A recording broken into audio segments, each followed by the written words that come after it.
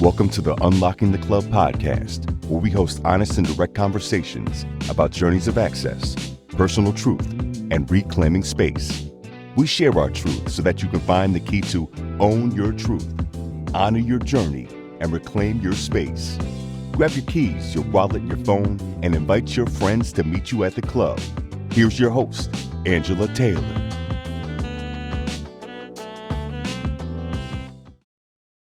Hello again, I'm Angela Taylor, your host for Unlocking the Club. And today I want to unlock a listener review and some entrepreneurship tips as we actually hit our 5th month on air with Unlocking the Club during November, which is National Entrepreneurship Month.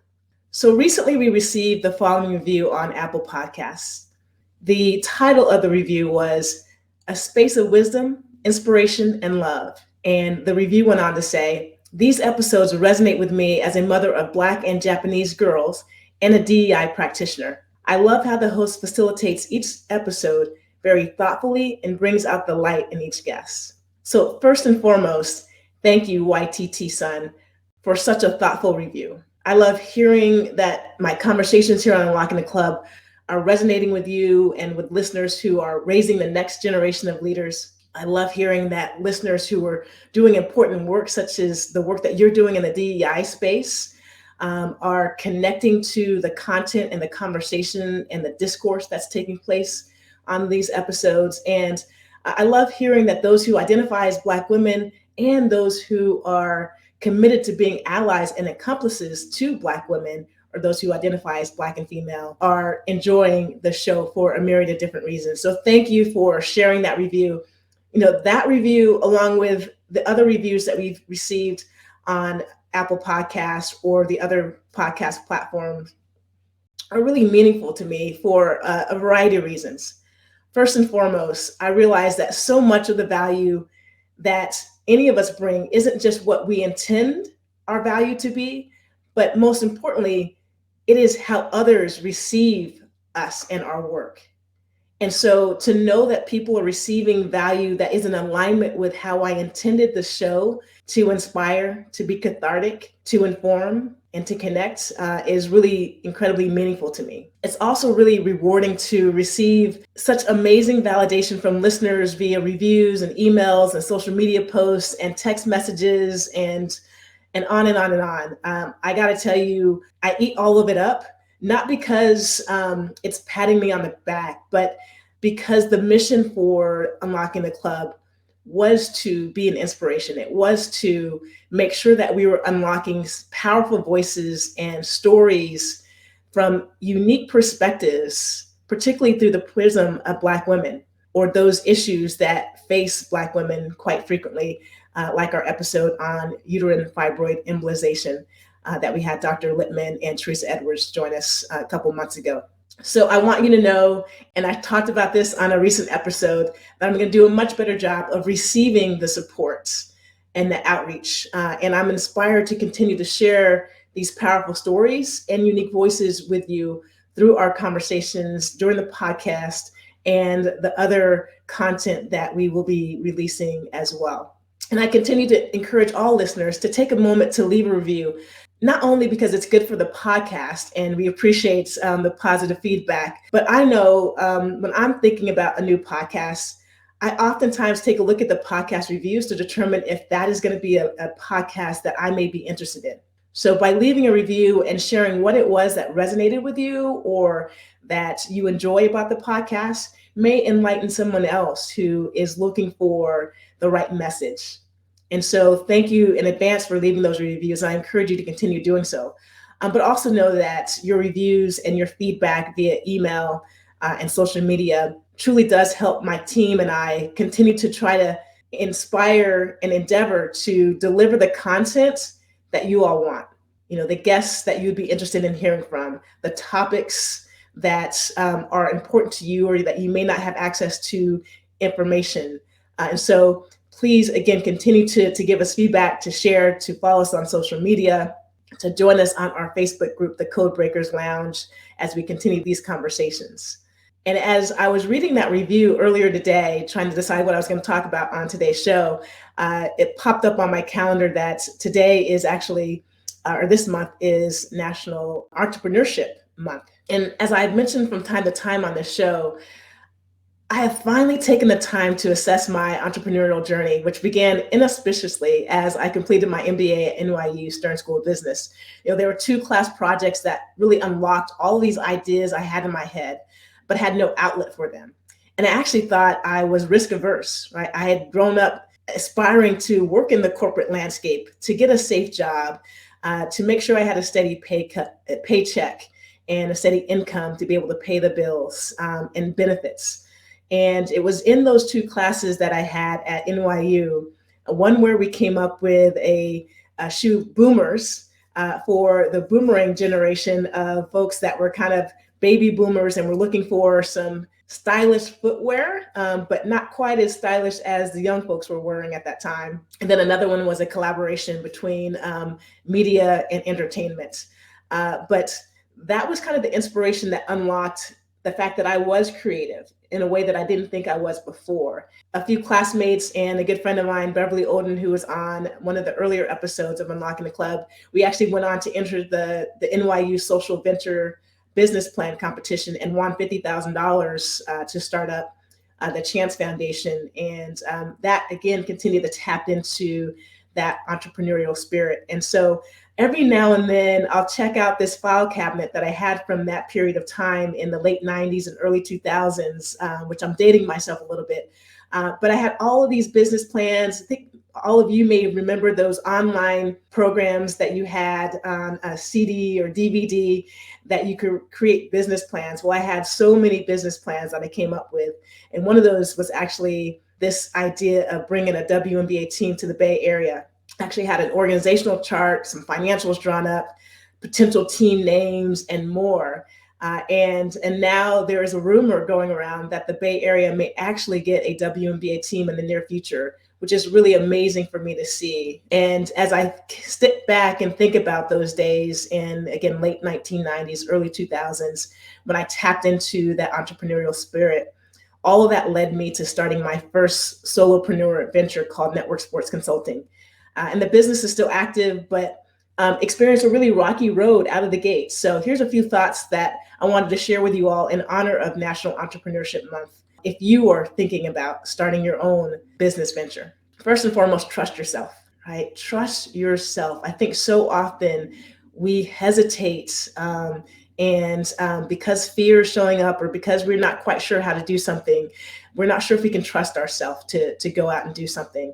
But if you just start, it doesn't have to be perfect, as Shantara Hardy said in a previous episode where she said, perfection is expensive. Trust yourself and just get going. It doesn't have to be a huge endeavor. Just take one step in that direction and see what happens. The other thing that I want to share with you is just to know your value. And when you know your value, what you're bringing to the table, your expertise, whether it's a product or a service, then you're more likely to set your fees and your prices accordingly. And for many of us that have been entrepreneurs, those first couple of engagements that you had, you probably undervalued yourself and set your fees much lower than the amount of work that you were doing. And I've learned from that. Some of my smallest clients who were paying me the least amount of money were the biggest headaches. So know your value. Ask others about your value. Ask others about how much they're charging and the value that they're bringing. The next thing is to ask for help early and often, because you're going to need help before you think you need help. And this was a big hang up for me is I didn't want people to think that I wasn't capable. So I refused to ask for help early enough. And now I am really open to sending someone a text and asking them if they'll give me a heads up about something, or if they have a template or a sample or a tip that I could use before I try to go down the road and figuring it out on my own and waste a lot of time. And then the last few things, first is start with doing one thing really well. You can't do all the things, so do one thing really well. If you have one product, if you have one service, do that really well and get proof of concept. And remember that great ideas with poor execution is not a winning formula. There's a lot of good ideas out there, and there's a lot of okay ideas that actually the entrepreneur is a phenomenal executor. Execution matters. So great ideas with poor execution is not a winning formula. Make sure you're taking the time and remember that the devil is in the details. And then the last thing is entrepreneurship is not for everyone, but if it's for you, it truly is rewarding. And I am excited today to be in conversation with another amazing entrepreneur who is having a tremendous impact in so many different communities that she serves through the work that she's doing. And so our guest today on Unlocking the Club is Felicia Hall Allen. Today on Unlocking the Club, I'll be joined by Felicia Hall Allen. Felicia is the CEO of Felicia Hall Allen and Associates, a consulting firm that specializes in leadership, team building, organizational development, executive coaching, and sports management. Felicia is also the co-founder of a Step Up Inc., a professional development symposium. Felicia is a former manager for Nike's women's basketball sports marketing department and a team executive for the WNBA's Charlotte Sting, where in her second season, the Sting won the WNBA's Eastern Conference Championship and competed for the WNBA Championship. Recognized as a national and local community leader, Felicia has received several recognitions, including being awarded the Maya Angelou Women Who Lead Award presented by UNCF, and she was also recognized as a 2022 recipient of the Career Mastered Women's Month Leadership in Action Award, the Rising Coaches DEI Impact Award, and has been acknowledged as one of Core Magazine's 100 Most Influential Blacks today. An advocate for equity in sports, Felicia is a founding member of the Advancement of Blacks in Sports. She is also a proud member of Alpha Kappa Alpha Sorority Inc., Omega Tau Omega's chapter, and the Crown Jewels chapter of the Links Incorporated. Thanks for tuning in as we unlock the club with Felicia Hall Allen. Felicia, it is wonderful to see you. How are you doing? I am exceptionally well today, Angela, and it is great to see you. First and foremost, I am honored that you said yes to being a guest on this podcast, because I have long been a huge fan of yours and so appreciative of the road that you have been on to have an impact, particularly in the space for Black women and Black women in sports. So I want to thank you for all the work that you have been doing and that you continue to do. And I really think it's important for our listeners to know, I just read your bio, but what else is there that they should know about Felicia Hall Allen? Wow. When you were reading my bio, I was sitting thinking, glory to God. That was the thought that came to my mind, like, glory to God. I think that the thing that my bio probably won't say is that I come from a line of women who believe in elevating others and elevating dreams. I come from a line of women who believe in the things that have not yet been seen, and that I come from a line of women who prayed me into the position that I sit in today. Whew, I'm going to take that in for a little bit, because there was a lot that you just said there. And one is a line of women who think about the things that have not been seen yet. And how has that informed your journey? I think that my grandmother has had an incredible impact on me. We were tennis fans when we didn't have access to a tennis court. My brother and I would take a piece of chalk and draw the tennis court on my grandparents' driveway, and my grandmother was the judge, and we would use a flip-flop and a tennis ball and play tennis. Wow. I remember listening to the Atlanta Braves games on the radio, sitting on her front porch. She's drinking an RC Cola. I remember watching when HBO first came out, Muhammad Ali boxing, and how much she loved Sugar Ray Leonard. I was born a Dallas Cowboy. Okay, I'm not a fan. I was born a Dallas Cowboy. And I think about how much she was into Olympics and how we watched gymnastics. And my grandmother was such an untraditional person for her generation. And she passed on a love of sports to me. And I think that it was that craving to win. We don't ever just play to play. We play to win. And that was kind of like my grandmother's mindset. So I didn't grow up as one of those girls who just wanted a participation trophy. I wanted the blue ribbon.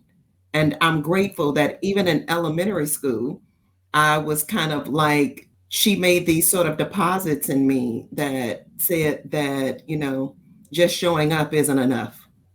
If you're going to show up, then you better step up, stand up, be seen, heard, and recognized. And if you're not the best, cheer for those who are, until it's your turn. So great role modeling for me from a woman with an 8th grade education, but with the passion and the heart of a lion who will protect her cubs at all cost. That's somebody I would love to have known, right? And I listened to you talk about your grandmother, someone with an 8th grade education who instilled all of these values in you. And I wonder at what stage in your journey did you realize the impact that she had, given the circumstances that she had navigated? That's a great question. First, I need to speak her name. I like that when Oprah had that huge celebration, and I don't remember if it was Pearl Cleage or Nikki Giovanni, but they said we should speak the name. So Marie Jones Williams is the name. And I think the first time that I probably understood it was when I left to go to college. And I was a little nervous about leaving Louisiana, an environment that I grew up in where everybody looked like me, not all tall, cute with big feet, but you understand. So I leave that environment and go to an environment where only 3% of the people look like me. And I think that one of the things that I began to understand was that what I look like doesn't define who I can and will become. I think that I understood that it was the spirit in me. My grandmother was a very spiritual person, and her spirit led first. And so before you met her, you encountered her spirit. And I think that when I got to college, that was one of the things that I learned. I was not the most talented player on our basketball team. I got to play for Hall of Fame coach C. Vivian Stringer at the University of Iowa. My freshman year, I played with Michelle Edwards, who was National Player of the Year. And I was probably, if there were 15 people on the team, I was number 15 coming off the bench. I can relate But to that. I probably was the best cheerleader that our team had ever seen. And I felt proud. A proud moment for me was by the time I graduated, I remember there was an article in the paper that referred to me as the heart and soul of the team. And at this time, I'm a captain, I'm a starter, helped recruit the #1 class in the nation that came to the University of Iowa, multiple Big Ten championships. And I think that I went from being number 15 on the bench as a freshman to starting as a sophomore. And Coach Stringer said at the exit meeting at the end of my freshman year, I said verbally, I believe in putting things into the atmosphere. Again, I can't see it, but I'm believing it. I'm believing in it. I'm believing for it. And I said, I'm going to start next year. She said, when I left the office, she and Coach Freeman, she said they were like, did you hear what Feedy said? That is crazy. She's starting next year. And she said that she was just proud of the fact that I went from just speaking words to owning those words and being the person who would jump the ball and set the tone for the team. So that's what I mean when I said, I think that I understood what my grandmother gave me when I understood the impact that my spirit and my attitude and my disposition had, and being able to consume and own the space that I find myself in. I love that story, and it resonates with me for so many different reasons. And I think I told the story on a recent podcast. I was listening to actually another podcast where Tara Vanderveer, my coach at Stanford, was a guest, and the host had asked a question just about, people understanding their roles and how do you keep people motivated that aren't contributing on the court. And she told the story without naming names. And she's like, well, one year we had this player who didn't see the light of day. She sat closer to the Gatorade cooler than she sat to the coaches on the bench. And, we did this exercise once and we asked, like, what is your role? And she wrote on this card, to bring sunshine. And I've heard her tell this story a number of times. And that certainly was me, a walk-on at Stanford, who played 41 minutes in a 33 game season. So that was 1 minute and 7 seconds a game, if anybody's counting. But you're right, it's your spirit that comes from our ancestors is infused and embedded in who we are and how we choose to show up under a variety of different circumstances. And it doesn't miss me, Felicia, that you went from a strong household with Marie Jones Williams to a strong situation in the middle of nowhere in Iowa with Coach C. Vivian Stringer. What was that connection? Did you know that you needed a strong Black woman in your life when you went away to college? Absolutely. Mm. Absolutely. Anthony Hamilton has that song, Coming Where I'm From. Yeah. I knew what I needed. And most of the other students who came from where I'm from went to HBCUs. I had been an upward bound student at Southern University in Shreveport. And so I grew up dreaming of wanting to go to an HBCU.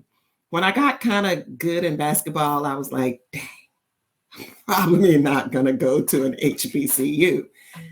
But the next best thing, and it was because I really wanted an opportunity to pursue a national championship. And for one reason or another, HBCUs just didn't get the resources and still don't have access to the resources. And I think that what Jackson State is doing has kind of elevated the game for the HBCU community, and Jackie McWilliams at the CIAA and Division II conference. But what they have done rivals what the ACC does. And both corporate offices are headquartered here in Charlotte now. But I think that having Coach Stringer and my grandmother, what they did for me, my grandmother believed in the beauty of dreams and nurturing the dream. And what Coach Stringer did was elevate my dream. She gave me access to it.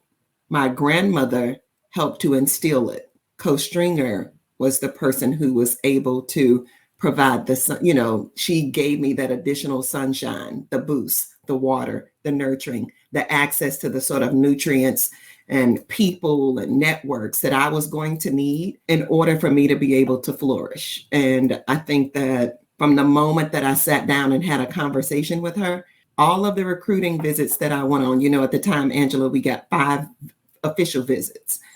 And in the conversation with Coach Stringer, if you were sitting in front of her, you knew you could play basketball, and so did she. But she didn't talk to me about the kind of basketball player she wanted me to be. She talked to me about the kind of woman and the kind of women she wanted to have a part of her program. And we talked more about my dream and who I would become as a woman than we did as who I would become as a basketball player at the University of Iowa.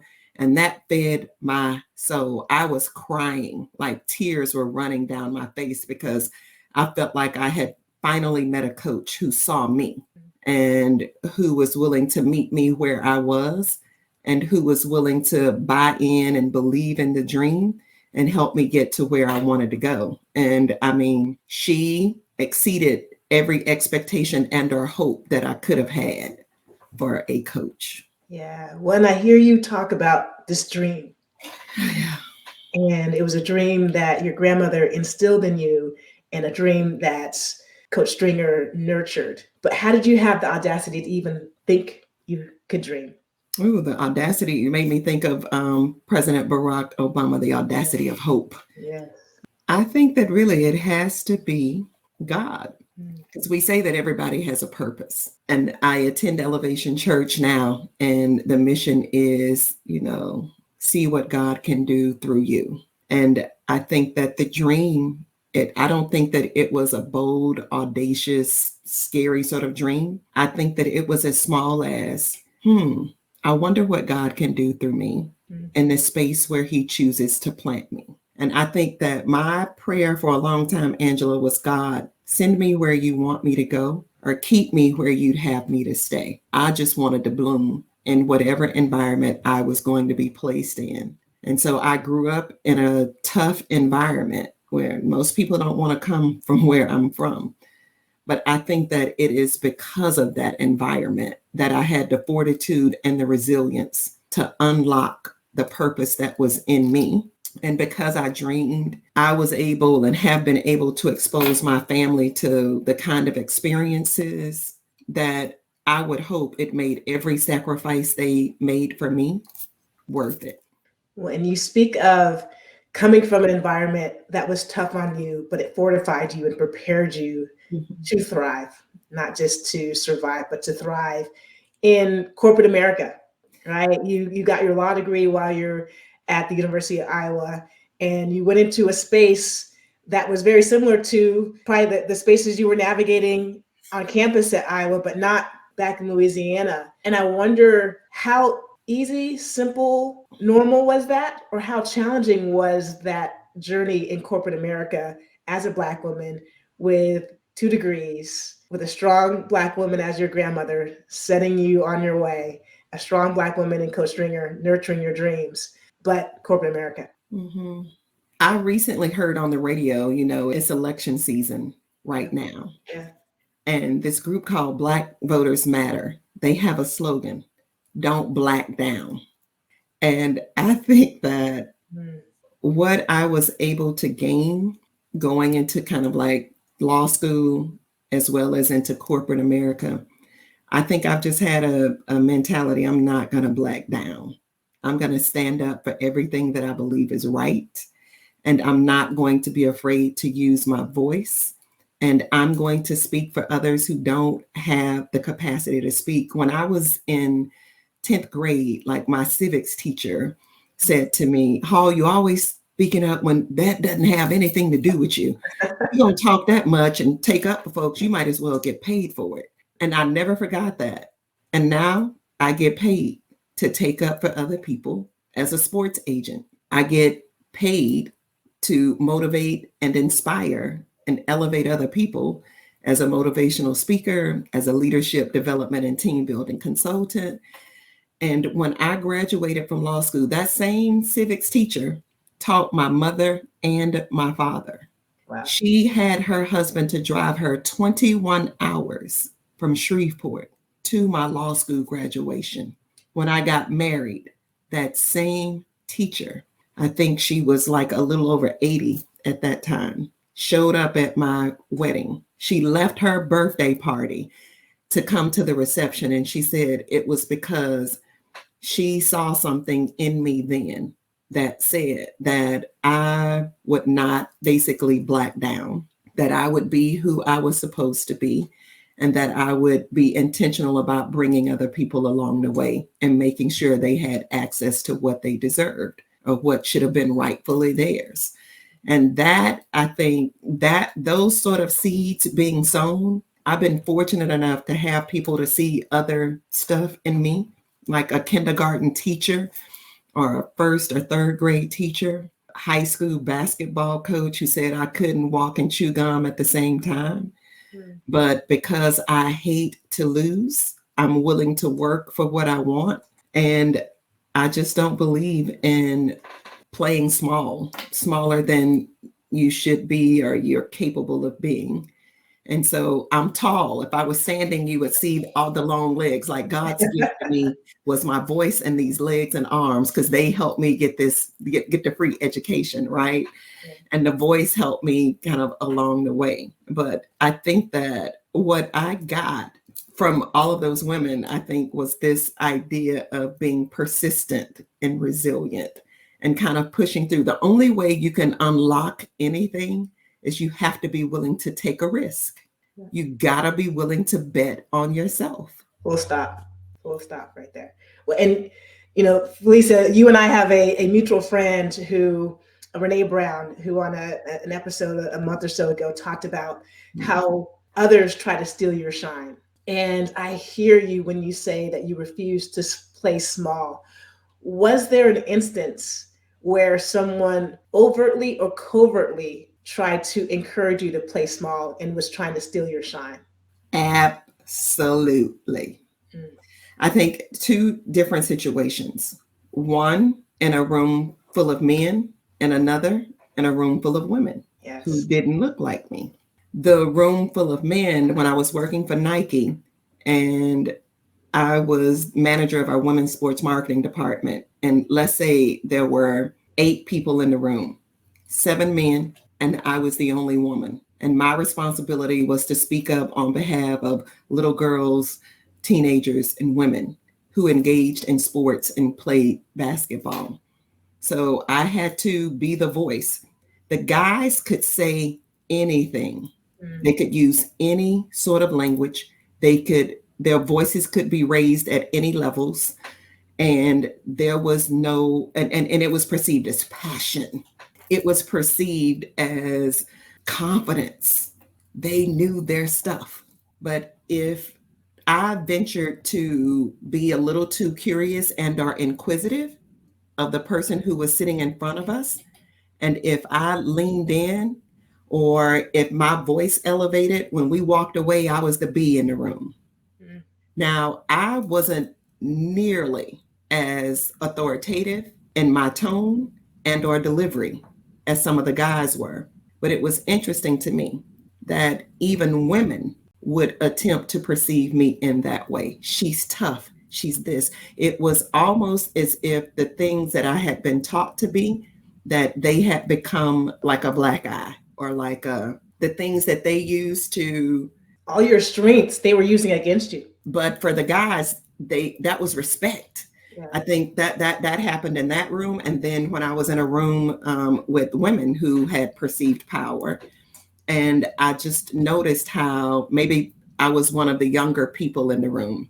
And when I would make a comment and or have something to say, it was almost as if it was washed over. But when they had something to say, oftentimes and sometimes they were repeating what I had just said. It was almost like every Susan and Kathy, all of a sudden, what a great idea, and just co-signing on it, to the point that I remember one person, it was Debbie Antonelli, leaned over to me.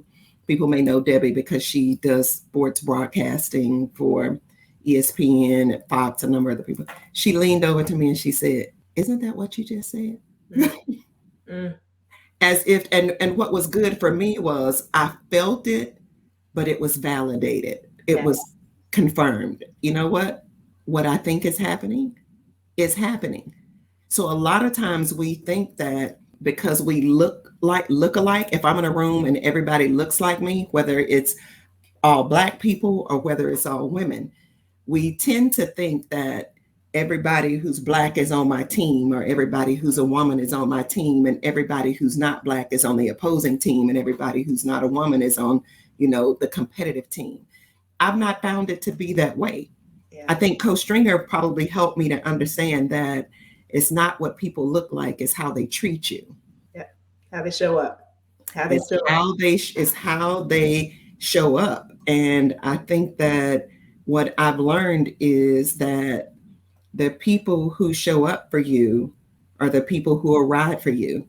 And what I mean by ride for you, they're the ones who will partner, collaborate, and sponsor you to help create opportunities for you to continue to grow, to be challenged, but also to gain access to opportunities that might not be available for you or to you. Yeah. I think so often on the show, what many of our guests say is, when I win, you win, we win. And that's a mentality, but it's not a mentality that's possessed by everybody. And the sooner you recognize that, the better off you will be. Because I went into the corporate landscape thinking that everyone was on the same team, and that, right, the same challenges that I was having as a woman in the workplace, other women in the workplace saw, noticed it, and we were on the same team. And that was not the case. And I think the first time that I actually heard that this wasn't just my experience, I thought, okay, this is just about me, was, and you were probably part of this, was the first Inspiring Women Luncheon that we had in New York City, where Madeleine Albright was the special guest. And I just remember when an audience member asked her who some of her mentors were.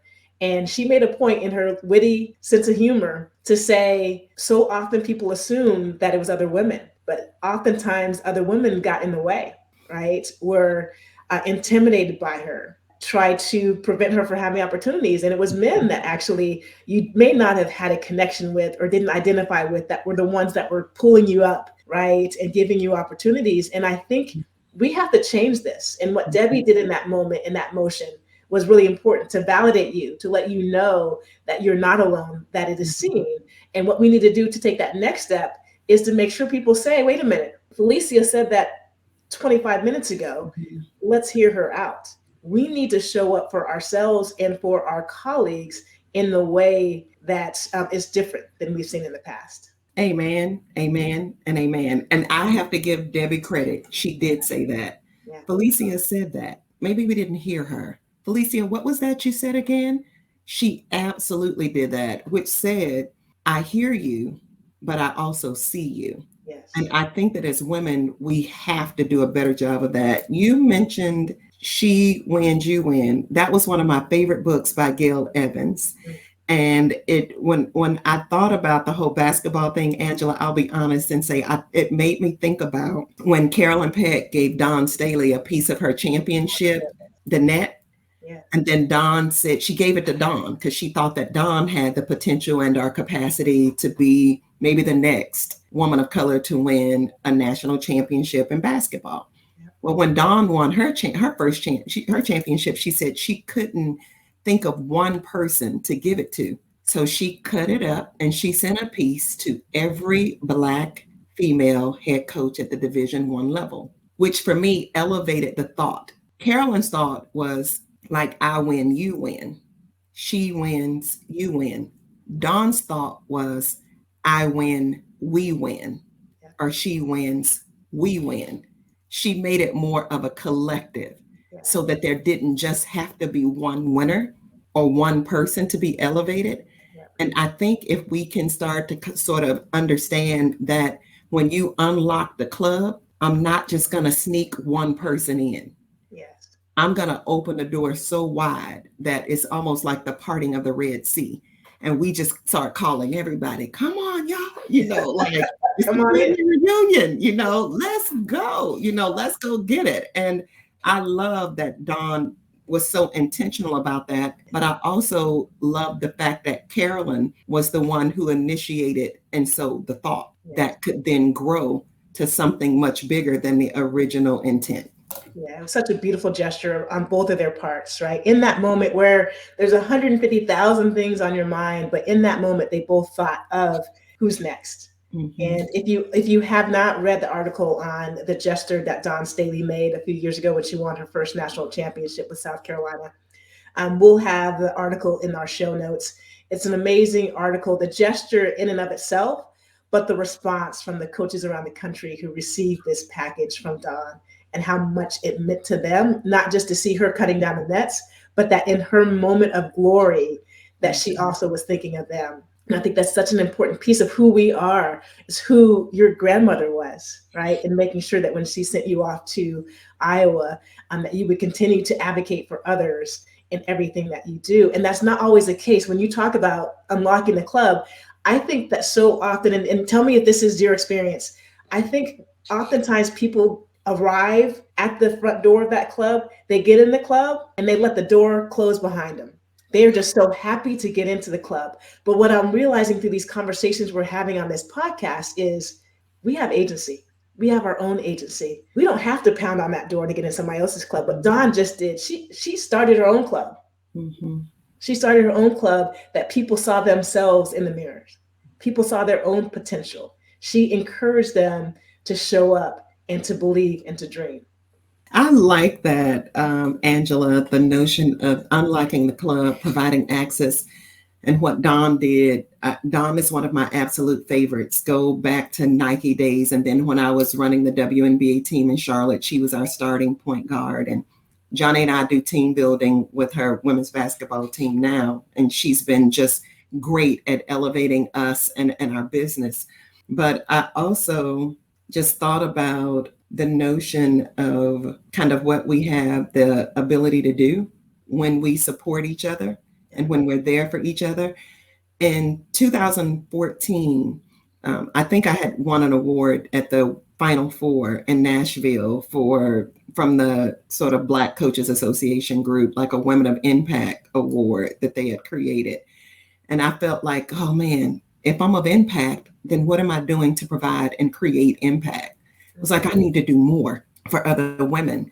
I'm a part of the Links and I'm a part of the sorority. The Links Incorporated is an organization where there are professional women who are connected, I think linked in friendship, connected in service. Like there are over 300 chapters around the world. And then I'm also a member of Alpha Sorority Incorporated, and we have over 300,000 members. And, I'll tell you just kind of like pride moments. Now, apparently I'm a joiner of women's groups that believe in, education and civic engagement and intercultural sort of activities and being of service to others. But the big part is the sisterhood piece, the sister piece, the friend piece.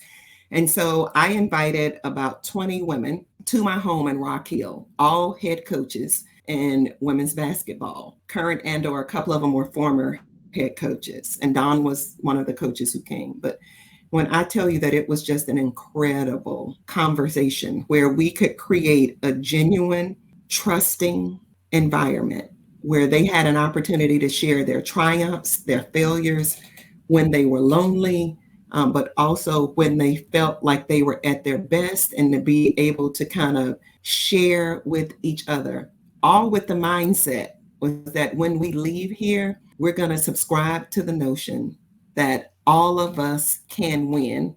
And we want to make sure that we not just keep our jobs, but we want to help other people get this job as well. And so when Dawn won that championship, and then Adia was in the Final Four, and Adia competed in a championship against your alma mater, Stanford, it sent a message. It unlocked the door to the club of the head coach's position for women of color. And I think that that's what unlocking the club looks like. And I think that that is really important to me, because in sports, they didn't have that. We're taught to compete, right? But it's amazing how, like, in the social and civic communities, we commingle and we play nice and friendly with each other very, very well. And I wanted to bring that, a piece of that, or some of that, to the sports world. And we've been going strong. We've been hosting retreats. Every year, every other year, we host a retreat. The pandemic made us even closer. And I'm really proud to say that this past year, Nikki Fargas is the president of our executive committee. Nikki was at LSU as the head coach, now president of the Las Vegas Aces, who won the WNBA championship.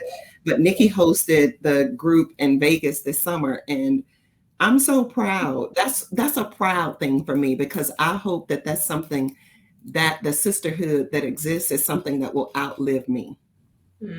Legacy. That's legacy work there. And I want to unpack more of that. But before we get to that, I'm just curious, Felicia, what was it about that little girl that was growing up in Louisiana that was advocating for everybody else that is still committed to that same mission and unlocking? I listened to what you're creating, and you're prioritizing everybody else and everybody else's journey. I have not heard once how this is about you. What is that about you? Where did you get that? My grandmother, my mother who often went without so that my brother and I could have. I didn't realize that I lived in poverty. I knew we didn't have a lot, but I realized just how below the poverty line we lived when I went to college. And you have to fill out the financial aid forms. My mom made like $15,000 a year. This was in 1987. Wow. And I was president of student council on the homecoming court in high school.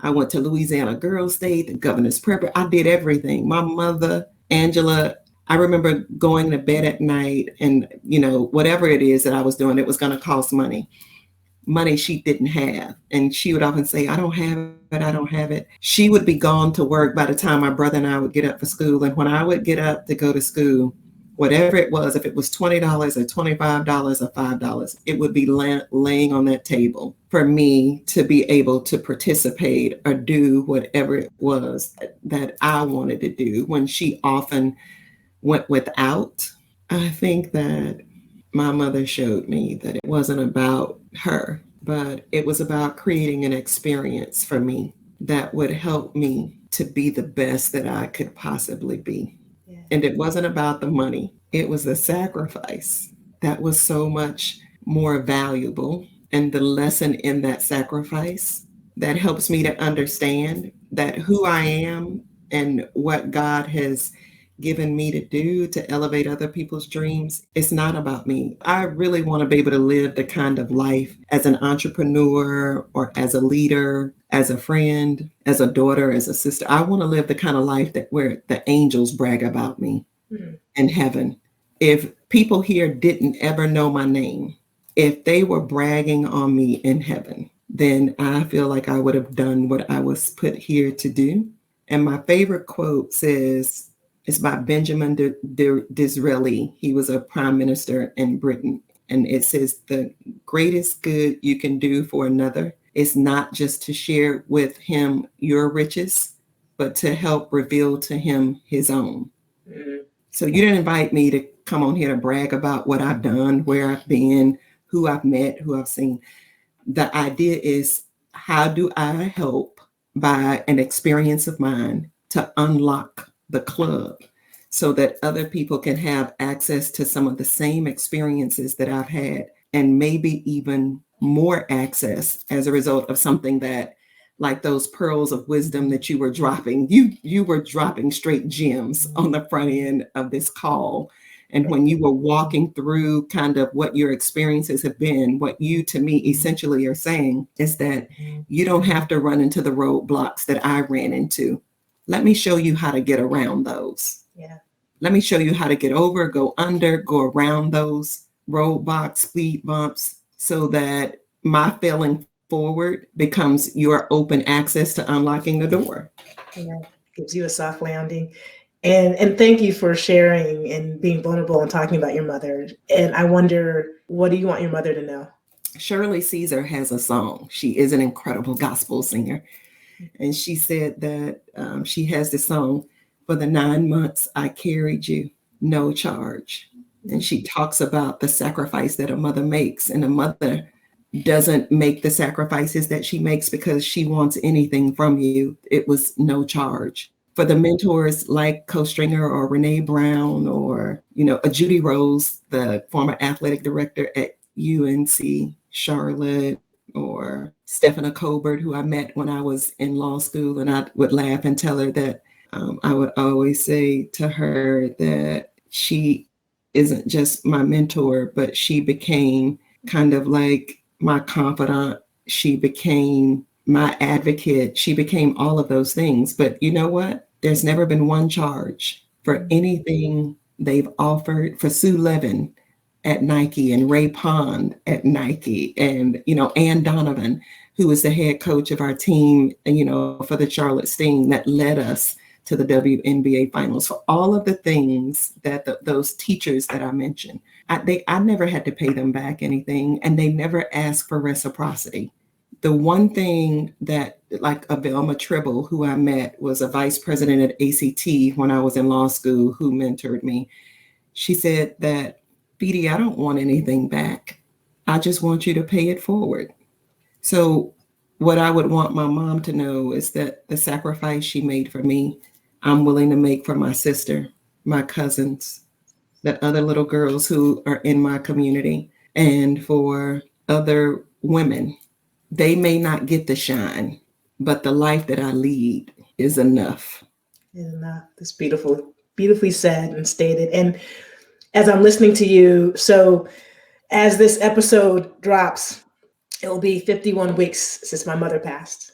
And my mother was the inspiration for launching Unlocking the Club, because like you just shared about those stories about growing up where you just knew you had everything you needed, right?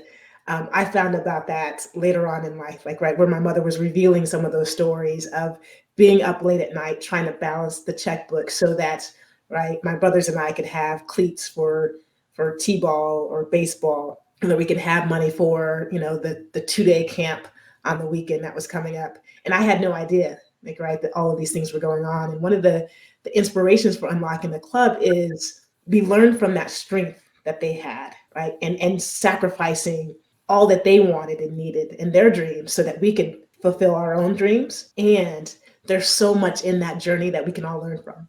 And that is kind of that soft landing that you're talking about, being able to provide for people behind us, letting them know what our journey was like, both positive and negative, the failures as well as the successes, so that people don't have to learn it on their own. Right? And I think it's really important for us, particularly as Black women, to share these stories. But I, like you, I know for sure so much of the things that I have achieved were inspired by me wanting to show up in a way that my mom could be proud.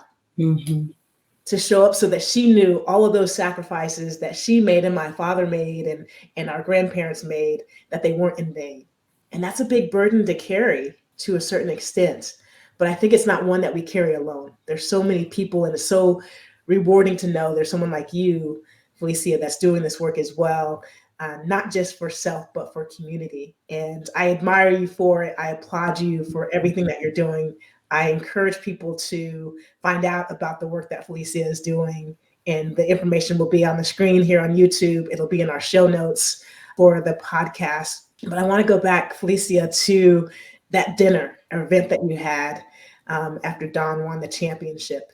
And you talked about how people shared their story, the ups and downs, and what they were going through.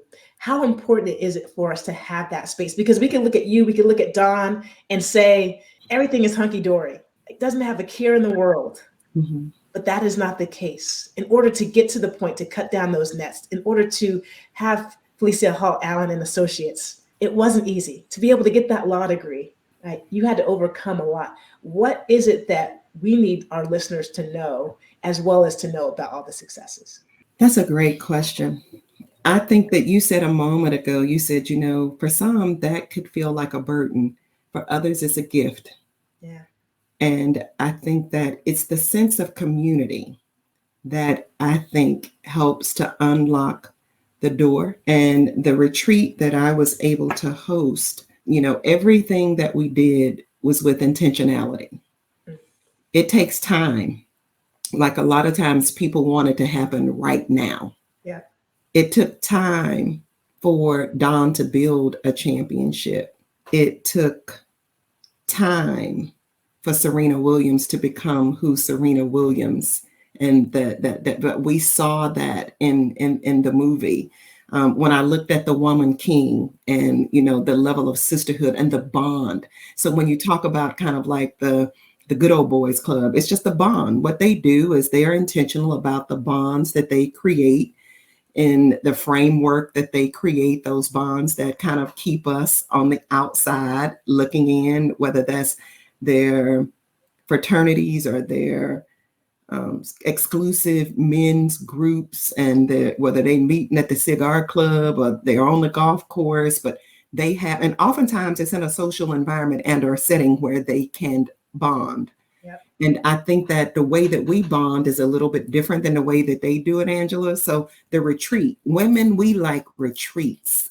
Yep. We like to, have a martini or a glass of wine, or, we want to do the Cupid shuffle. We want to talk about books that we read and, by way of book clubs. And it's a little bit more intimate. And I think that that's what I was trying to create, this intimate connection for women to feel like they were not alone, and to feel like we can celebrate each other, we can hug each other, and we can also share little tricks of the trade with each other in the way that they do. But it really also is about being in the club. It's about connection. It's about mentorship. It's about promotion. And it's about creating a space that we feel comfortable enough that we can trust each other to gain access to each other's hearts and dreams and goals.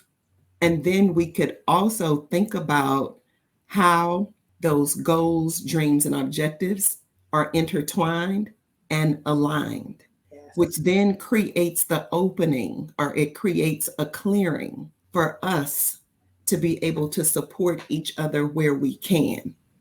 Yeah. But without the intentional connection, there is no space for collaboration, and there's no space for introductions, because for a lot of them, that was the first time they knew each other's names, but they didn't know each other's hearts. Wow. And I think that when those guys sit in that cigar bar and they start telling stories and having a glass of bourbon, they talk long enough that they get to hear the intentions of the other man. And then they start to think about how they can help him. And I think we have to create different frameworks and structures and environments, Angela, where we can talk long enough and engage and interact long enough that we can find out where the gaps are for each other in our dreams, that we're able to kind of create those connections and be intentional about it. Yeah, yeah. And you create connection by being vulnerable, right? Of Mhm. showing up fully and authentically. And I think So often, I know for me as a Black woman in the corporate space, you can be guarded. You can compartmentalize who you are because you have to protect yourself, right? And it's really important to find those spaces where you are intertwined and aligned, as Felicia just spoke to. If you have one, fantastic. If you don't have one, find one. If you can't find one, build one. Build a space where people can connect and learn and grow and share and support one another because you see each other, you hear each other, and you care about one another in a powerful way. And that is what Felicia Hall Allen continues to do in all of her endeavors. And we will find out a little bit more about what those endeavors actually are here in a moment on Unlocking the Club when we come back with Felicia Hall Allen on the Back Nine.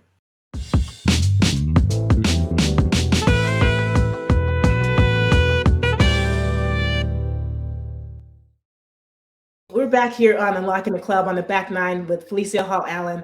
And Felicia, as I'm listening to all the things that you were doing and creating for others, I wonder, as an entrepreneur, a businesswoman, a wife, like, how do you find time and balance for yourself? First, I'd like to say that I love the back nine. That is so much fun. The back nine. I love it, Angela. Thank you. My husband, Johnny, and I started playing golf together. And we would go over to Winthrop University and we would walk. It was a 9-hole course and we would walk it. And what was interesting for us was that became space for us to spend time together, talking, walking, and enjoying something together. We started taking dance lessons. My husband likes to dance. I like to dance. We started doing ballroom dancing, like Detroit ballroom dancing. Everybody knows about the Chicago stepping. We love being able to do things together. We work together. We do team building together and leadership development and diversity training together. And it just feels good to have a partner in crime who, and I guess it probably helps him. We were on vacation with a few couples in Hawaii a couple of months ago, and one of our friends, the guys had gone off to play golf, and we were all sitting around, and one of my girlfriends said, "You guys know what is about to happen. It's September 1st. We're about to be football widows." You'll never see him again, right? Yeah, the other wife and I who were sitting there, we were like, we won't be widowed because we'll be right by their sides, cheering and having a good time. I think that at Nike, we have this thing: if you work hard, play hard, because God knows that every woman listening to this Unlocking the Club, you have to try to figure out which 21 hours you're going to work and then which 3 you're going to sleep and do all of the other stuff you want to do, because it just never seems to be enough time in a day. And a friend of mine gave me a magnet, Sporty Gerald. He's a professor now at the University of South Carolina in their sports management department, but he used to run the Coliseum when the Charlotte Sting played there in the Hornets. When I started my business, he gave me a magnet and said, the best thing about being your own boss is you get to decide which 21 hours you're going to work each day. Amen. And so you talk about finding balance. My husband says, Johnny Allen says, I know nothing about balance. But what he also can acknowledge is that I am intentional about creating as many good times as I possibly can and being a curator of memories with my family and friends and entertaining. Because when it's all said and done, nobody's going to ask me how many sports clients that I represent and, how many contracts that I help get signed, and nobody's going to say all of that. When I often go to people's homegoing celebrations, they are remembering the experiences. Yes. And so my balance comes by way of an experience. I don't know if that was the answer, but it's mine. It's your answer. And I think that balance, we define balance ourselves, right? Because for some, like as an entrepreneur, the things that I'm doing, I love what I'm doing. It brings me joy to be in that moment. And there's other folks that I'm 9 to 5. And if I'm 9 to 5:30, I'm miserable. So as long as you have joy and perspective in your life, and you know what that is, and you can operate with intentionality around it, I think that we can define balance in our own way. It's a mindset to me more than anything, for sure. I So love that. It's the perspective. It's the perspective. perspective around your purpose and how you want to be used. And Yeah. I think that our time typically dictates what matters to Yeah. us. Yes. Yeah. And sometimes like work feeds you, like it feeds your soul. Like I can hear for you, it feeds who you have been your entire life. You said it though, when it's a part of who you are, it never feels like work. Yeah. It never feels, you've heard the saying, if you love what you do and do what you love, you never have to work a day in your life. Right Absolutely. now, I don't feel like I work. I just feel like I walk in purpose. Like, and what I love when you can be an entrepreneur, isn't every day a different day? It Like is. you don't have to Every go and moment. stand on a line and build and create widgets, like Exactly. that's fun to me. Yes, absolutely, absolutely. And I'm curious, since you were born a Dallas Cowboy, and as am I, how are you doing with our Cowboys right now? Like, I don't want to jinx it, so I'm gonna knock on wood right now. But I got this song, Kyra Elsie, who won the SEC championship last year at the University of Kentucky, who's a client of mine. Her husband, Dexter, is a Cowboy. He sent me this thing on Instagram, and I send it to all of the Cowboy haters, and it says, ain't nobody calling me, paging me, texting me, okay, asking me if we steal them boys. We steal them boys. still And I like love that. I'm like, I love this because I am all about the star. Johnny is like anything but the Cowboys. And I said, babe, it's okay because we're America's team and it's all about that star. And at the end of the day, isn't that what everybody is pursuing in America? We love stars. we love That's stars. why it's in our flag. Exactly. And you know, when I say all the time in a lot of different settings, losers worry about winners, winners worry about winning. Everybody's always worried about the Cowboys, like, right? And I know we haven't won in over 2 decades, but we are just constantly, as Cowboys fans, worry about winning. But when I think about, Felicia, you talk about you and Johnny walking the golf course, or the different domains where you feel like you have balance. I'm wondering, beside your own home, what's the place where you feel safest to be yourself? That's a great question. Probably church. Hmm. Church is where I think that I can be most vulnerable. Most vulnerable. I'm not concerned about what anybody around me is doing. I'm just wanting to connect this way so that it makes it easier for me to connect this way. So if I'm connecting here, it's easier to connect here. Mm. And so, you think about the music, and Elevation Church has great music, and we're doing these elevation worship experiences and pop-ups all over the place. But I grew up like Church of God in Christ, and they laugh and say, you can't join it. You got to be born in it. It's the Church of God in Christ. Right. But that was one of the gifts that on both sides, my mom's side and my dad's side, those grandparents, I think that connection to Christ was probably the best gift that they introduced me to and or gave me. My grandmother had a song that said, falling in love with Jesus was the best thing I've ever done.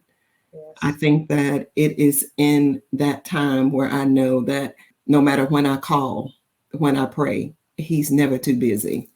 And so I love that space. That, think about it. You are often, through unlocking the club, you're feeding other people, right? Yeah. When you go to church, you're being fed. Mm. So it's the one time when you don't have to be anything for anybody. Yeah. Just open to receive whatever it is that God is choosing to give you. And it doesn't always have to come from the pulpit. It could come from a song that was sang. It could come from an usher. It could come from a hug. From, when they say greet 7 people around you, Right. you just, that is a safe and warm space for me that just, it gives me joy. Well, as you were in that safe and warm space, and have that perspective about those situations or circumstances where you enter into with trepidation, what are those circumstances, and how do you confront that or overcome that trepidation? When I feel fear, Or anxiety, or you mean that? Hesitancy, whatever shows up for you that you have a little bit of trepidation every time. How do I move through that, you Yeah. mean? Yeah. What is the circumstance and how do you move through it? I think the circumstance is often probably like the imposter syndrome. Like I've shared with you all kind of like where I'm from. Yeah. So it's this, that the thought that I don't belong. Like, do I belong here? Do I belong at this table? I was invited to be a commissioner for the healthcare system in Charlotte, Mecklenburg. And this wasn't when I was, a team executive for the WNBA. This was with my name, CEO of Felicia Hall Allen and Associates. The average age of those who serve as county commissioners for the healthcare was, I think, 60, white male. Yes. And here I was, not 50, in my 40s. And certainly I don't have the look. And most of the other people on that board, their names are on buildings. Yeah. They have operated in that C-suite, and they have a ton of respect in this community, some inherited and some that they work for. And then I remember, Angela, so thinking about going into those meetings and those settings where these are some of the most powerful people in our community. And then I ask myself, what's my why for sitting at the table? And I start to gain clarity. So how do I get through it? I go back to my why. My why is what my civics teacher said. And my why is to be the voice for those people who would not otherwise have a voice at that table. Yeah. And if I don't speak up, then who's advocating on their behalf? So yeah. I don't have to be an imposter, because all I have to do is remember why I'm here, or why I'm there, or why God placed me in whatever space He has allowed me to have access to. It sounds like, right, that trepidation is a reminder to pause for a moment. And I know you've talked about this when you speak, right? Is like silence and that pause and how powerful it could be. But to pause and remind yourself of your why. It's okay to be fearful, hesitant, all of those different things, but remind yourself of why you're in that room and in that space. And as you were speaking, Felicia, I remember earlier on today when you were talking about the two examples, those rooms that you walked into, whether it was all men, right, at Nike, or those rooms were with all women, people that didn't look like you. And you said, just in passing, who had perceived power. And I thought, I was like, note to myself, that was a really important thing, perceived power, because oftentimes we do look at these boards and these settings with people with titles and all these different things that have perceived power. But what they don't have is what you bring to the table. And so important for you to know that and to own it fully, is that they do not have your lived experience, your perspective, your expertise. And it is incumbent upon you to bring that to the table, to advocate for everybody else. So I love that that's how you show up. That's so good. That's unlocking the club. I like that, because it really is about authenticity. Yeah. It is about not being afraid to be authentically who you are, and not being afraid for people to really see you. Yes. And to hear you when you have something to say that could be of value and or benefit to someone else. Yeah. Or something else. I love, Angela. That was so good. No, and just knowing that you are enough. You are enough. And so, Felicia, when you know you're enough, what is that superpower? What is your superpower? And I think we've talked about it a little bit, but what is your superpower? That's a great question. I think my superpower is my voice. I think my superpower is, it's my blessing. Johnny says your voice sometimes is a curse and a blessing. You don't realize that there's so much power in what you say, and people hold on to your words. So you have to be careful how you use them, because they can either build someone up or they can totally dismantle them. My voice, in that I look at, when George Floyd was murdered, and you were in Minneapolis for many years as a WNBA executive there. But I look at how someone who was perceived to have very little significance in the world, and how that was perceived to be an insignificant life, generated, curated a movement that we have not seen in ages. Yes. And I think that it is that for me, that I will not allow anyone to make me feel insignificant. But I think that also an understanding that my significance has nothing to do with their perception of me, but it's who I believe I am and what I believe I have to give and offer that unlocks the door to any club that I might ever want to be a part of. I can't give someone else the sort of power that would ever diminish my light. I own that light. So it's kind of like you talk about you brought the sunshine. You brought the sunshine, Angela. You brought that. Nobody gave you that. You brought that. It's a choice. It's a decision.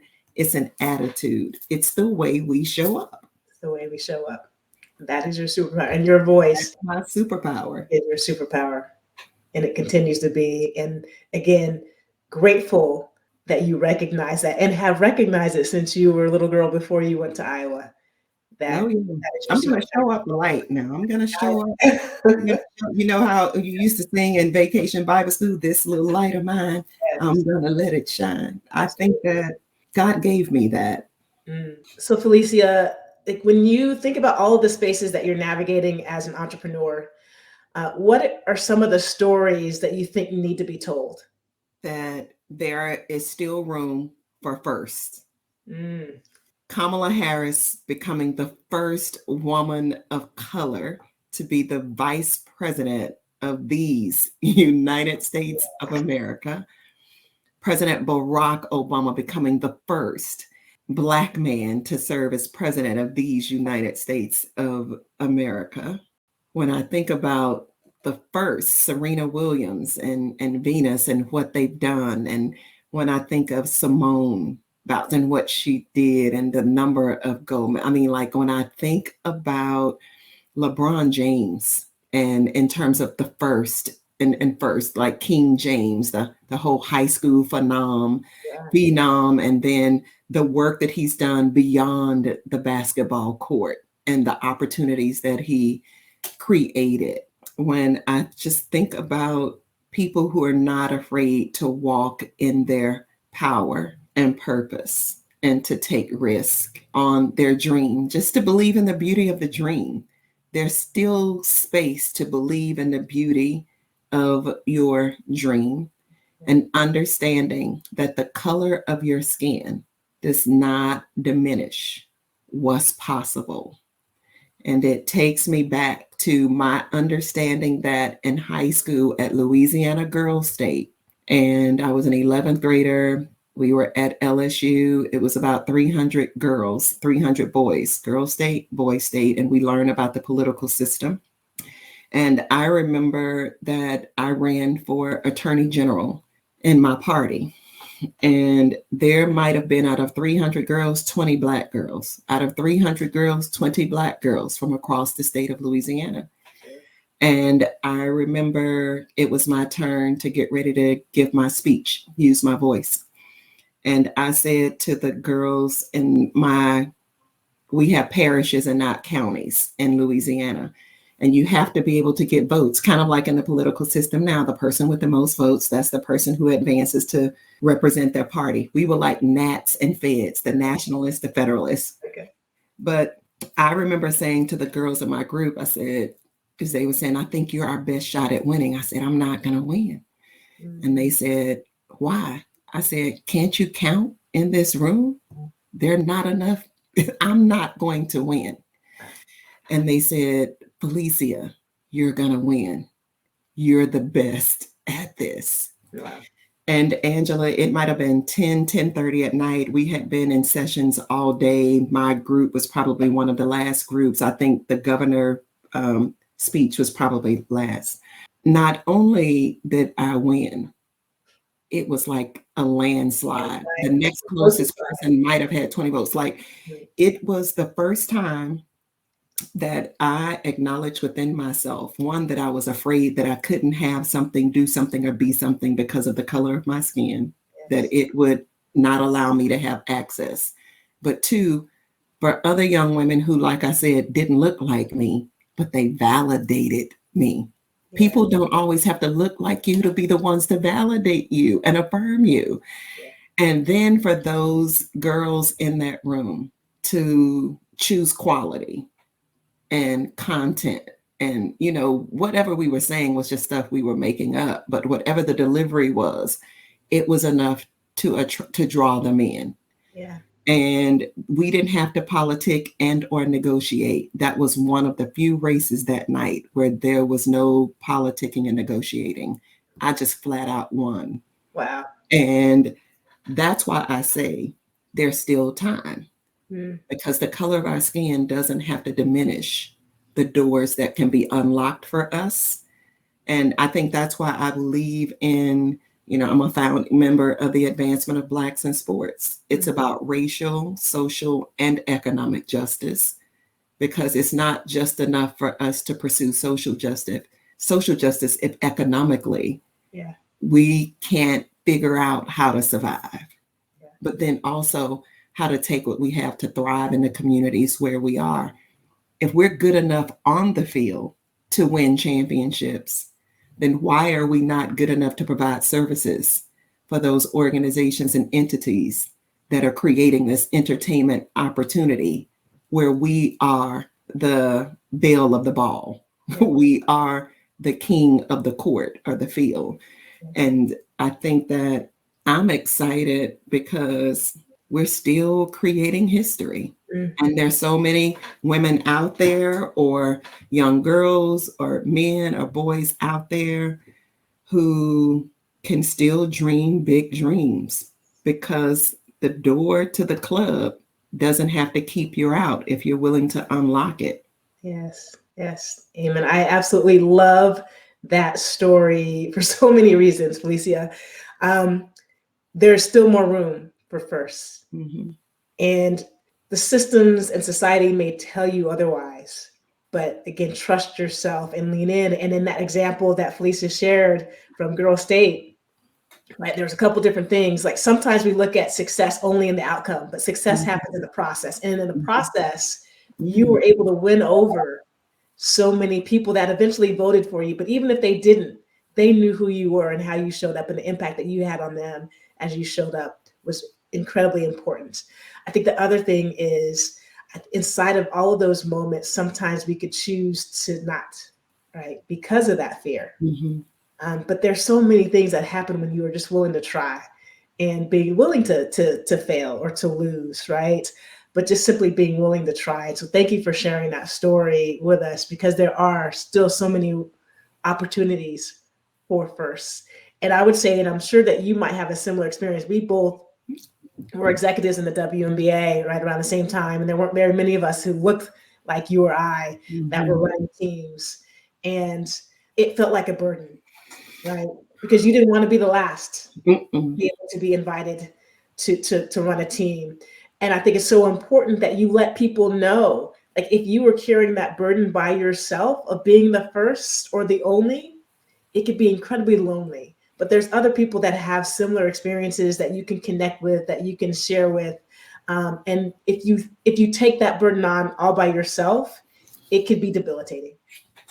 That's why I think I really thank you for what you're doing and unlocking the club, because I think that what this podcast is doing is providing pearls, gems of wisdom from women who've done it and who are willing to share some of those gems and pearls to help others unlock the door to the club.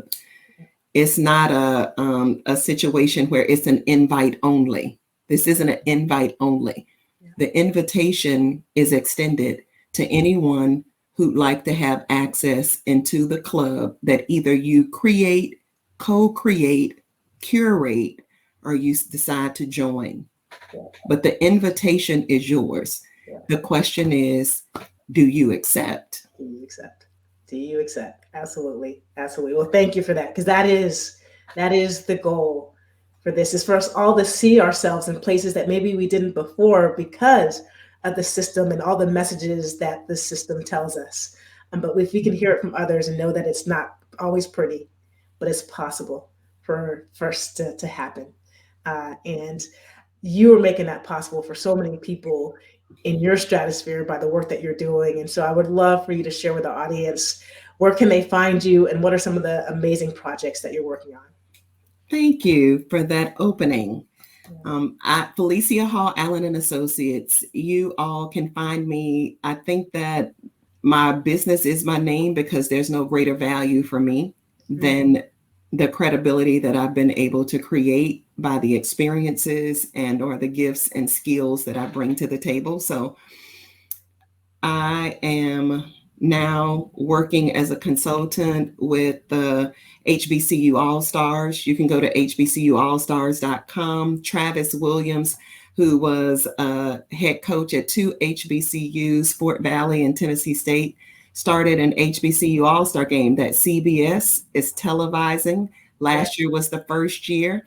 It was televised on the in-between day at the men's Final Four. So Black student athletes were invited to the Final Four, and CBS created a national platform for them to be seen, and NCAA corporate partners, some of them got behind this initiative, and I'm working with Travis as a business consultant, and that is a joy for me to help create that opportunity and the exposure and visibility and spotlighting HBCUs.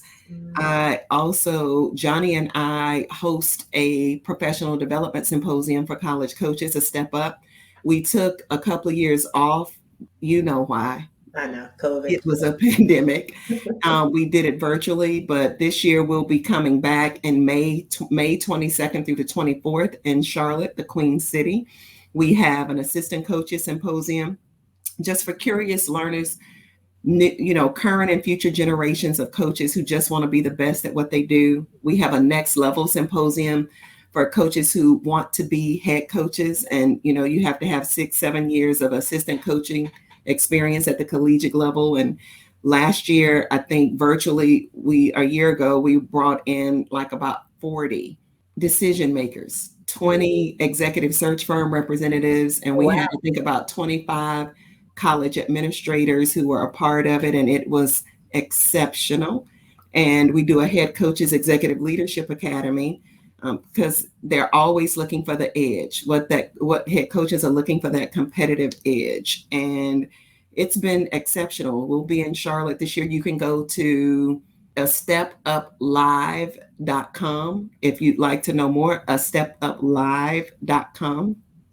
hbcuallstars.com.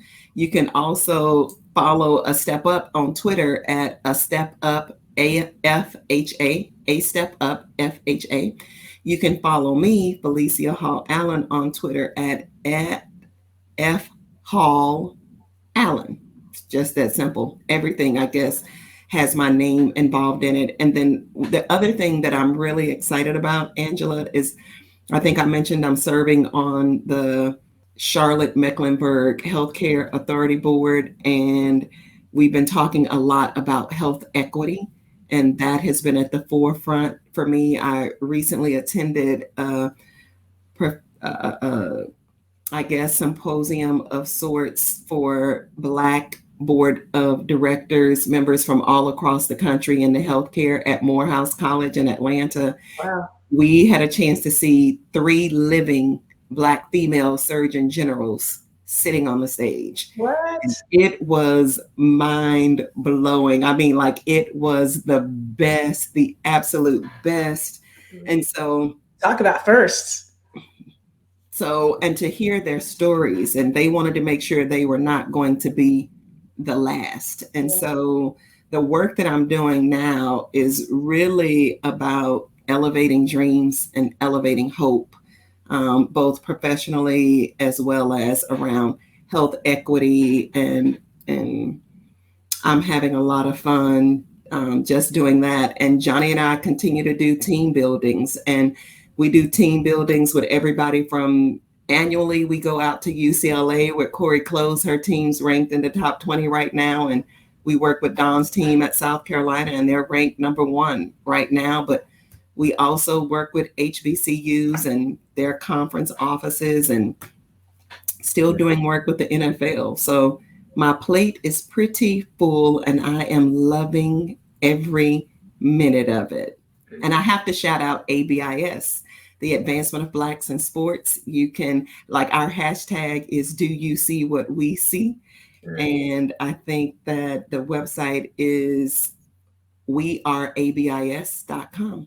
That's amazing. So you were filling all 21 hours of the day that you were leaning in. But you know what? You were walking in your purpose, and Marie Jones Williams, I believe was your grandmother's name. Yes. Would be incredibly proud. And those angels are looking down on you and saying, go girl, keep doing what you're doing. Keep having that impact. Everything that you're doing matters. And I know being in the sports space, appreciates, Felicia, the work that you and Johnny are doing. Thank you for showing up, standing up, and speaking up for the next generation of leaders that we'll see in sports. And we're right on the cusp. The season is starting. So when this episode is dropping, the men's and women's basketball season will be well underway. Looking forward to watching so many of your clients. We got a lot of good basketball. I'm excited for Joni Taylor, who is in the $1 Million Club at Texas A&M now. Who I'm very proud of the work that Joni's doing. Satia Messer, who is a national champion. She was with Kim Mulkey at Baylor and then went to LSU. Second time head coach. She's at Central Florida. It absolutely is fun to watch all of them. And this is going to be such an exciting season for women's basketball. So get ready, everybody. Get ready, buckle up. We are about to do this, baby. All right. Well, Felicia Hall Allen, thank you so much for joining us on an episode of Unlocking the Club. Again, appreciate all the work that you're doing and appreciate the stories that you shared with our audience today. Thank you for having me, Angela. It was such a pleasure. Wow, another great conversation with Felicia Hall Allen about walking in purpose. So many things that resonated with me about the conversation, her journey from a little girl in Louisiana to playing basketball for the legendary coach C. Vivian Stringer at the University of Iowa, where she also got her law degree and then has gone on to do so many amazing things through her organization. So if you're watching this on YouTube, make sure you check the crawl at the bottom of the screen. You'll find out where you can find Felicia on social media and the websites that she mentioned. If you're listening to this podcast on any of our podcast platforms, such as Apple Podcasts or Spotify or Google Podcasts, make sure you check out the show notes and you'll find out where you can find more information about the great work that Felicia Hall Allen is doing under Felicia Hall and Allen and Associates. For another episode of Unlocking the Club, I'm your host, Angela Taylor. It has been a pleasure being in conversation with these unique voices and powerful stories that we're listening to and learning from. Thank you all for joining me for another episode. Again, if you want to continue the conversation, make sure you head on over to Facebook and the Code Breakers Lounge, where we'll continue this discussion. We have some Ask Me Anything sessions coming up with some previous guests. And then I'm going to be doing a little bit of the rewind and talking about some of the episodes that many of you asked about, my thoughts on what some of the guests shared on our previous episodes. So follow us on social media at Unlocking the Club. Head over to Facebook and the Code Breakers Lounge and stay tuned for more from Unlocking the Club. Again, for my team at Unlocking the Club, I'm your host, Angela Taylor. And until the next episode, be well. Thanks for listening to Unlocking the Club. If this conversation resonated with you, subscribe to our podcast on iTunes or your favorite streaming platform so that you can experience every episode. And follow us on social media, where you'll hear about future guests, access special features, and connect with this amazing community. Head on over there and let us know how you are unlocking the club. Until next time, peace.